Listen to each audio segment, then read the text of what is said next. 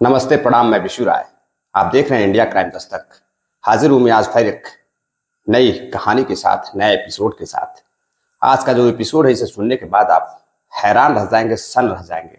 आज की एपिसोड में, आज की इस कहानी में एक भाई अपनी ही बहन के साथ सुहागरात मना रहा होता है। सुनने में अजीब लग रहा है, लेकिन कहानी बेहद ही रोचक है, बेहद ही परेशान करने वाली है।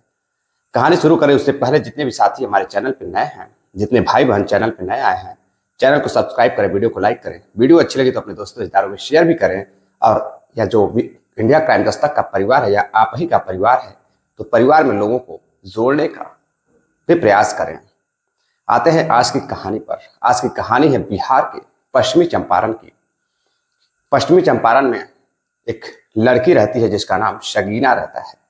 शगीना की उम्र 20 साल रहती है और शगीना बेहद ही खूबसूरत रहती है। शगीना का एडमिशन 12वीं पास करने के बाद ग्रेजुएशन में वहीं पास के ही एक कॉलेज में करा दिया जाता है। अब वह रोजाना कॉलेज जाने लगती है अपनी सहेलियों के साथ।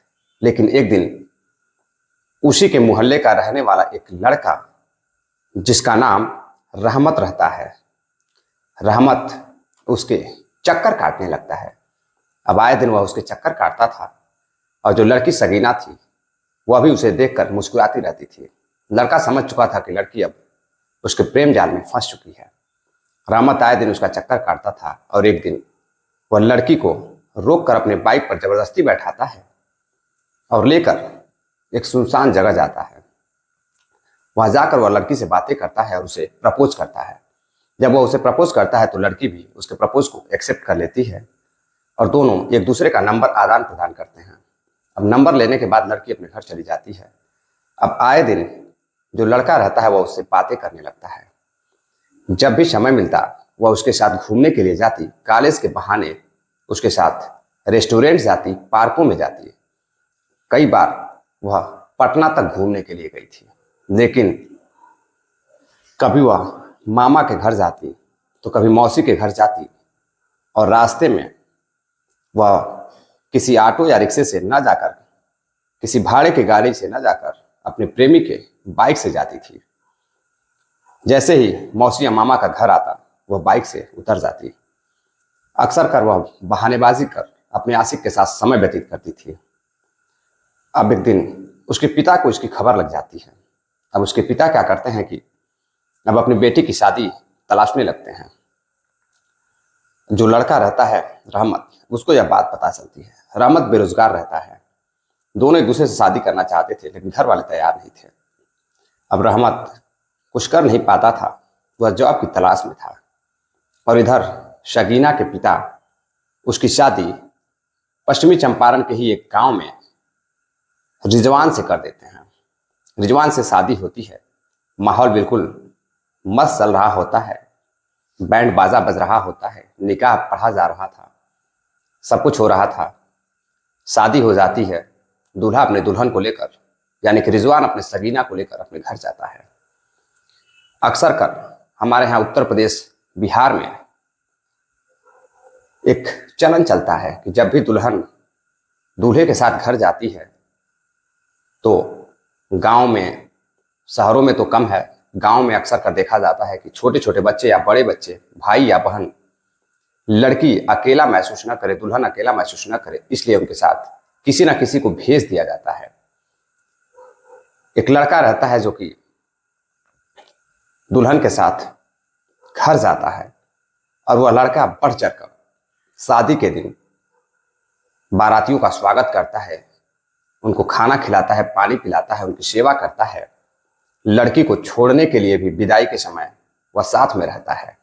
अब वह उसके घर जाता है। लोगों को लगता है कि यह लड़की का भाई है, साथ में आया हुआ है। जब कोई पूछता है तो अपने आप को लड़की का भाई बताता। अब लड़की से जब पूछा जाता तो लड़की भी उसे अपना भाई बताती। अक्सर कर वह सुहागरात के दिन उसके कमरे में आता था, जाता था और उस भाई ने ही अपने बहन की सुहागरात के सेज को भी सजाया। सजाने के बाद वह रात होती है, करीब 10 बज रहे होते हैं। उसके लिए एक अलग कमरा था, भाई अलग कमरे में जाकर सोता है। रात में करीब 11 से 12 बजे दूल्हा और दुल्हन एक अपने कमरे में जाते हैं और एक दूसरे से बात कर रहे होते, समय व्यतीत कर रहे होते हैं। दुल्हन कुछ दूध में मिलाकर पीने के लिए दूल्हे को दे देती है और दूल्हा सो जाता है। तभी जो भाई रहता है वह दुल्हन के कमरे में जाता है और दुल्हन के साथ संबंध बनाने लगता है, गलत काम करने लगता है। जो दूल्हा होता है उसकी अचानक से नींद खुल जाती है। दवा का असर उस पर बहुत ज़्यादा देर तक नहीं रहता है। वह देखता है कि उसकी दुल्हन अपने भाई के साथ बेड पर नग्न अवस्था में आपत्तिजनक स्थिति में सो रही है। अब वह उठता है, शोर मचाने लगता है। जब सब लोग उठकर उस कमरे में जाते हैं, उसके माता पिता, भाई बहन जो भी रहते हैं, रिश्तेदार भी रहते हैं, तो वह उन दोनों को कमरे में बाहर से बंद कर देता है। जब सब लोग आते हैं तो वह दिखाता है कि यह दोनों भाई बहन एक दूसरे के साथ संबंध बना रहे थे, आपत्तिजनक स्थिति में थे। रिजवान उनकी फोटो भी खींच लेता है, वीडियो भी बना लेता है, लोगों को दिखाता है तो लोग हैरान रहते हैं। जब उसी रात लड़के को पकड़कर घर वाले पीटने लगते हैं और पीटने के बाद उसे रस्सियों से बांध देते हैं। जब से सुबह होती है, आसपास के लोग इकट्ठा होते हैं, लड़के से पूछताछ होती है तो अपने आप को उस लड़की का प्रेमी बताता है, जो कि कॉलेज के दिनों में उससे मोहब्बत करता था, उसके साथ था। लड़की भी इस बात को मानने को तैयार हो जाती है कि वह उसका प्रेमी था। अब बात आगे बढ़ती है। अब गांव वाले, उसके आसपास के लोग, उसके परिवार वाले मिलकर लड़के के, रिजवान के, उस लड़के का मुंडन कर देते हैं।